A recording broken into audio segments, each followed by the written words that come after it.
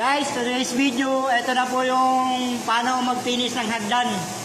Binubugahan na po ni Master Romel. Oh, mga kapintoy. Kung gusto nyo matutong pagbabarnis, magpaturo lang kayo kay Master Romel. Ayan na po, naano na po. Para maipit po yung hagdanan natin, para sa glito na lang itatap coat. Ayan po, mga visit pa lang ng spray gun. Kitang-kita mo ng veterano, guys.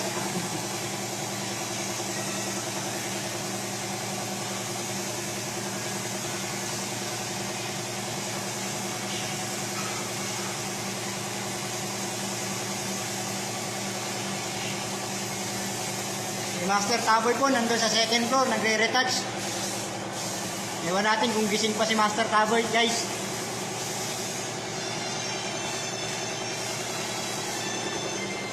Ito naman po yung kinabit ng forma namin, tapos yung welder namin, para po hindi makita yung pangit na view sa kabilang bahay. Pinatakluban po. Mamaya po, pipinturahan natin yan pag dumating na po yung materialis natin pamintura. Naitim na po natin yan, guys. Yan po.